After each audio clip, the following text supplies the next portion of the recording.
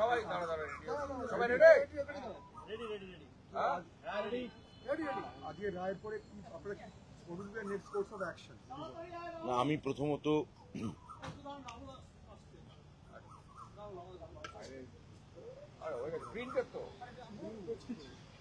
বলবো না, আমি প্রথমত এত কথা বললে পারবো না।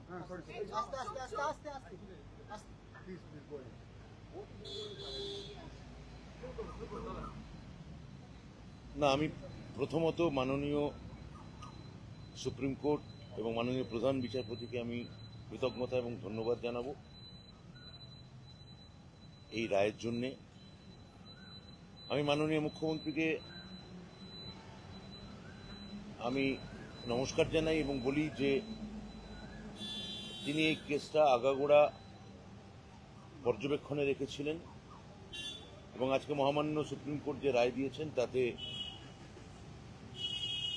আপৎকালীন একটা স্বস্তি নিশ্চয়ই পাওয়া গেছে, কিন্তু এই স্বস্তি সাময়িকই। মহামান্য আদালত যা বলেছেন সেই অনুযায়ী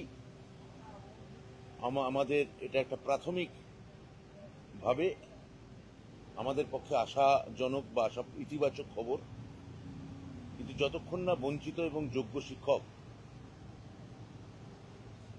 আইনি পরামর্শ সমেত আইনি সহযোগিতা এবং মুখ্যমন্ত্রীর তত্ত্বাবধানে যতক্ষণ না আমরা তাদের পূর্ণ মর্যাদা ফিরিয়ে দিতে না পারছি যোগ্য বঞ্চিতদের, ততক্ষণ আমাদের কোনো স্বস্তি নেই। আমরা এটা শেষ পর্যন্ত দেখব, যাতে আমরা মাননীয় মুখ্যমন্ত্রী যেমন বলেছেন আমরা যাতে ওদের পাশে আইনি সহায়তা দিয়ে পূর্ণভাবে পাশে থাকতে পারি। কালকে যারা যারা স্কুলে যাবেন কালকে সেই তালিকাটা কিভাবে তৈরি হবে, কারা যোগ্য কিভাবে যাবে সেটা কি আপনারা? না, শিক্ষকদের ক্ষেত্রে তো আলাদা কোনো তালিকার কথা মহামান্য সুপ্রিম কোর্ট বলেননি, ফলে এই প্রশ্ন ওঠে না। আমরা আইনি পথে যেটা যেটা করার সেটা সবটাই করব। এটা তো আজকে বোর্ড, আমাদের বোর্ড মানে মাধ্যমিক মধ্যশিক্ষা পর্ষদ, তাদের একটা আপৎকালীন আবেদন ছিল, সেই আবেদনে মহামান্য সুপ্রিম কোর্ট সাড়া দিয়েছে। এরপরও যা যা ধাপ আছে তাতে আমি বললামই, তার পুরোটা আমরা কমপ্লাই করার আমরা করতে বদ্ধপরিকর। 21 তারিখ আপনাদের যোগ্য অযোগ্যতার তালিকাটা আপনি আইনি পরামর্শ পেলে সাবজেক্ট টু লিগাল দিয়ে আপনি বলেছিলেন সেটা করবেন, সেটার কি স্ট্যাটাস? সেটা এসএসসি আপনাদের যথাসময়ে জানিয়ে দেবে। আজকে দেখা যাচ্ছে শুধুমাত্র শিক্ষকরা ছাড় পেয়েছে, শিক্ষা কর্মীরা ছাড় পাচ্ছে, এইটাকে শেখানো তো অনেক যোগ্য। এটা তো পরের ধাপ, এটা তো একটা বোর্ডের ক্ষেত্রে এটা হয়েছে আমি বলেছি। এর পরের ক্ষেত্রে আমরা ওনাদেরও যোগ্য অশিক্ষক কর্মচারীদেরও পাশে আমরা আছি। মুখ্যমন্ত্রী স্বয়ং আজকে সাংবাদিক বৈঠক করে এটা জানিয়েছেন, ফলে আমি তাদেরও চিন্তা করতে বারণ করব। শিক্ষকদের ক্ষেত্রে আজকে যেমন রায় এসছে, পরবর্তী ধাপে দেখা যাক, আমরা তাদের ক্ষেত্রেও সর্বতভাবে থাকবো, এইটুকু আমরা আপাতত বলতে পারি।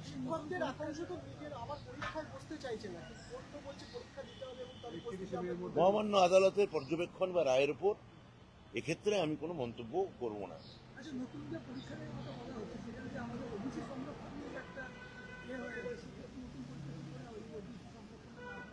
যদি কোনো পরীক্ষা বা ইত্যাদি যেগুলো আপনারা বলছেন, ভালো করে যদি রায়টা পড়ে দেখেন, তা 16 সালের রুলের উপর নির্ভরশীল।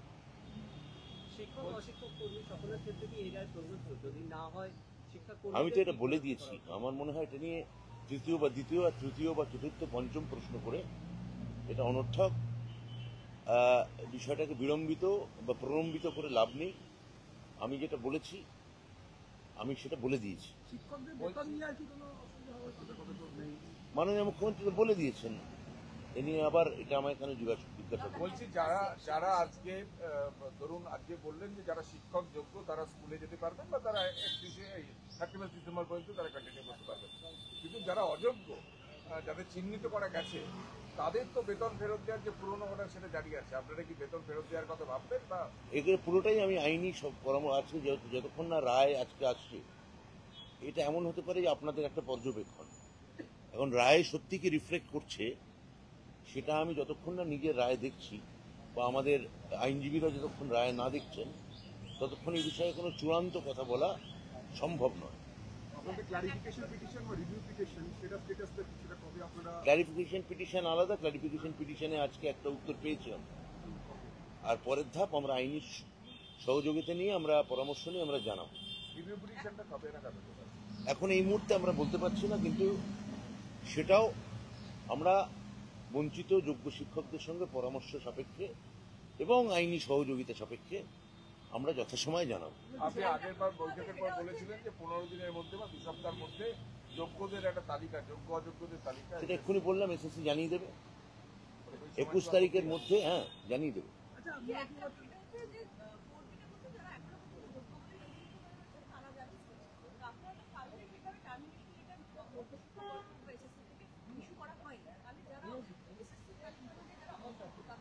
আজকে প্রথম কথা, মহামান্য আদালত যে রায় দিয়েছেন তার সঙ্গে আপনার করা প্রশ্নের আমি কিঞ্চিত গরমিল পাচ্ছি। ফলে আমাকে ওই পুরো রায় আমাকে দেখতে হবে এবং আইনজীবীদের সঙ্গে কথা বলতে হবে, তারপরে সম্পর্কে আমি বিস্তারিত বলতে পারবো। যারা যোগ্য রয়েছেন তাদের মধ্যে অনেকেই এমন ছিলেন যারা অন্য জায়গায় চাকরি করতেন এবং তাদের ক্ষেত্রে একটা রায়, আগের রায় ছিল যেখানে 3 মাস, তাদের 3 মাসের মধ্যে তাদের আগের অবস্থানে ফেরত দেওয়ার কথা ছিল, এবং তারা কি এখনো ডিসেম্বর পর্যন্ত চাকরি করতে পারবেন নাকি 3 মাসের মধ্যে আবেদন? এগুলো সবই টেকনিক্যাল ডিটেলস। মূল কথা হচ্ছে যে মহামান্য সুপ্রিম কোর্ট আমাদের একটি বোর্ডের মধ্যশিক্ষা পর্ষদে একটি আবেদন গ্রহণ করেছেন, এবং তারা যে মূল কথাটা তারা যেটা বলেছেন যে আমরা পড়ুয়াদের ভবিষ্যৎ নিয়ে চিন্তিত, এবং 31শে ডিসেম্বর পর্যন্ত শিক্ষকদের তারা ধরে রাখতে বলেছেন, পাশাপাশি পরীক্ষার প্রস্তুতি নিতে বলেছেন। এর সঙ্গে আপনি যে টেকনিক্যাল যে বিষয়গুলি বলছেন, তা যতক্ষণ না আমরা রায় দেখতে পাচ্ছি এবং আইনজীবীদের সঙ্গে পরামর্শ করতে না পারছি, এই মুহূর্তে তা নিয়ে আমাদের কিছু বলা সম্ভব নয়। টিচারদের কথা বলে বলবেন কাল থেকে? আমি শিক্ষকদের, বঞ্চিত যোগ্য শিক্ষকদের বলবো, আমি যেমনটা বলেছিলাম যে আপনারা ধৈর্য ধরুন। আমি প্রথম দিন বলেছিলাম, মাঝখানে অবশ্যই কসবায় একটা অনভিপ্রেত ঘটনা ঘটেছে, কিন্তু তারপরে আমি বলেছিলাম যে ইতিবাচক হওয়ার, আশাবাদী হওয়ার কারণ আছে, পরিসর আছে, অবকাশ আছে। আজকে সেই ইতিবাচকতার একটা প্রথম পদক্ষেপ আমরা অস্ফুট হলেও দেখতে পাচ্ছি।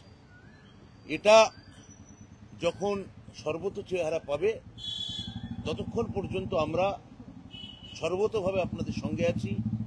মহামান্য আদালত যা রায় দিয়েছেন সেই অনুযায়ী আমার মনে হয় আপনাদের এখন পড়ুয়াদের কথা ভাবা উচিত। আপনাদের নিজ নিজ কর্মক্ষেত্রে, আমি যেমন আগেও বলেছিলাম যে আপনাদের কাজে আপনাদের ফেরত যাওয়া উচিত। এসএসসি তো 5303 তালিকা ফেব্রুয়ারিতে অ্যাফিডেভিট করে সুপ্রিম কোর্টে দিয়েছিল অযোগ্যদের তালিকা বলে, বেসড অন সিবিআই ইনভেস্টিগেশন। তার ভিত্তিতে কি যোগ্য অযোগ্য বাছাই করে তাদের কি স্কুলে যাওয়ার কথা বলবেন? আমি মহামান্য সুপ্রিম কোর্ট ঠিক সবার ক্ষেত্রে যেমন বলেছেন, আমি মহামান্য সুপ্রিম কোর্টের কথাই পুনরাবৃত্তি করছি। এখানে আপনার নিজের যদি কোনো দ্বন্দ্ব থাকে, আমি যেটা একটু আগে ওই সাংবাদিককে বললাম যে আপনার কথার সঙ্গে রায়ের গরমিল আছে, এবার সেটা আমাকেও তো নিজের রায় দেখতে হবে, তা আপনার কথাও সেই গরমিল পাচ্ছে, এটুকু বলতে পারি। আন্দোলন তো স্থিমিত হওয়া উচিত, কিন্তু বিরোধী দল নিঃসন্দেহে এতে স্থিমিত হবে না। বিরোধী দল যারা যোগ্য বঞ্চিত চাকরি প্রার্থী, কোনোদিনই তাদের পাশে ছিল না। আমি এতে বারবার তাদের বলতে গেছি যে আমরা বলেছি যে আপনাদের পাশে একমাত্র সরকার আছেন, মাননীয় মুখ্যমন্ত্রী আছেন। বিরোধী দল আজকেও বানচাল করার জন্য কেউ হাজির হয়েছিলেন। তা বিরোধী দলকে আমাদের আবেদন, আমরা কিছুই করব না, আমরা খালি বলবো সরকার সবার, দলমত নির্বিশেষে যোগ্য বঞ্চিতের পাশে থাকুন, এটুকু বলতে পারি, কিন্তু সেটা অরণ্যে রোদন। আপনারা কোর্টে আজকে আপনাদের আইনজীবী বলেছেন যে 31শে মের মধ্যে বিজ্ঞপ্তি বেরিয়ে যাবে, যা যা কোর্ট বলছে সব মেনে নেওয়া হবে, আবার আপনারা বলছেন যে আমরা রিভিউ পিটিশনের দিকে যাব, মানে কোথাও এরা বিভ্রান্ত হচ্ছে তো যে আবার কি পরীক্ষা আজকে কোনো রিভিউ পিটিশন করা হয়নি ভাই। আজকে তো হয়নি। আজকে ক্লারিফিকেশন চাওয়া হয়েছিল, বোর্ড একটা আবেদন করেছিল।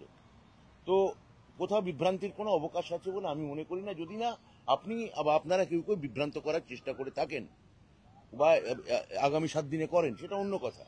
কিন্তু আমি চাকরি প্রার্থীদের যেটা বলেছিলাম যে যোগ্য বঞ্চিতদের আপনাদের সঙ্গে সরকার আছেন, মুখ্যমন্ত্রী আছেন, আমরা আছি, আপনারা ভরসা রাখুন। আমি আজকে তার একটা আজকে একটা সামান্য হলেও, সাময়িক হলেও, খুবই অল্প সময়ের জন্য হলেও আমরা একটা সাময়িক স্বস্তি আপনাদের মতোই পেয়েছি। যোগ্যবঞ্চিতরা বলছে যে আমরা আবার কেন পরীক্ষা দেবো, অন্যদের পরে আবার কেন কে কি বলছে, কোন একজন আপনি একজন ব্যক্তির সঙ্গে কথা বলে 26,000-এর মনোভাব এখানে তুলে ধরতে পারেন না। আপনি তাদের এই মুহূর্তে 26,000-এর কোনো আপনি তাদের প্রতিনিধি নন। তাদের কথা আমি তাদের সঙ্গে বলেই জানবো, তরফ থেকেই বলা আমি তাদের সঙ্গে কথা বলেই জানবো। আপনি কি আবার বৈঠকে বসবেন? আমি তো তাদের সঙ্গে বৈঠকে বসেছি, তা তাদের কথা তো আপনাদের মাধ্যমে আমার নিশ্চয়ই জানবো, কিন্তু আমার সরাসরি তো জানার অবকাশ আছে, আমার সুযোগও আছে, সেটা যথাসময় জানাবো। ওই যে একটা পলিটিক্যাল প্রশ্ন করি, আজকে মমতা বন্দ্যোপাধ্যায় রাজ্যপালকে ওই রামকৃষ্ণ মুর্শিদাবাদে যেতে রিকোয়েস্ট করেছিলেন না যেতে, কিন্তু আজকে রাজ্যপাল মুর্শিদাবাদ যাচ্ছেন, কালকে ওখানে এলাকা ঘুরে দেখবেন। আমার মনে হয় মুখ্যমন্ত্রী যে কথাটা বলেছেন, তিনি কোন সাংবিধানিক পদের সেটা মান্যতা দেওয়া উচিত। তিনি আমাদের মাননীয় রাজ্যপাল, কিন্তু মাননীয় মুখ্যমন্ত্রী যেটা বলছেন সেই কথাটা তার শোনা উচিত। এবং সমগ্র পরিস্থিতিতে কেউ যদি রাজনীতি করতে না চান, কেউ যদি বিষয়টাকে যাকে বলে পেট্রোল পাম্পের মধ্যে একটা দেশলাই কাঠি যদি জ্বালাতে না চান, বা কোনো ব্যাপারটাকে গুলিয়ে দিতে না চান, আরো ঘোলা জলে কেউ মাছ ধরতে না চান, তাহলে মুখ্যমন্ত্রীর কথা শোনা উচিত। শুনলেন না, আজকেই যাচ্ছেন। আমি তো বলে দিলাম আমার মত। বিজেপি রাজ্য সভাপতি বলছে সুপ্রিম কোর্টের নির্দেশকে স্বাগত জানিয়ে এই যে ঘটনা ঘটেছিল যোগ্য অযোগ্য আলাদা না হওয়ার জন্য এসএসসি এবং রাজ্য সরকারকে দায়ী করছেন বিজেপি রাজ্য সভাপতি, কিছু বলতে চাইবেন? ওনার কথা শুনলে আমার সুকুমার রায়ের কবিতা মনে পড়ে, ওরে আমার গোবর গণেশ ময়দা ঠাসা নাদুস রে।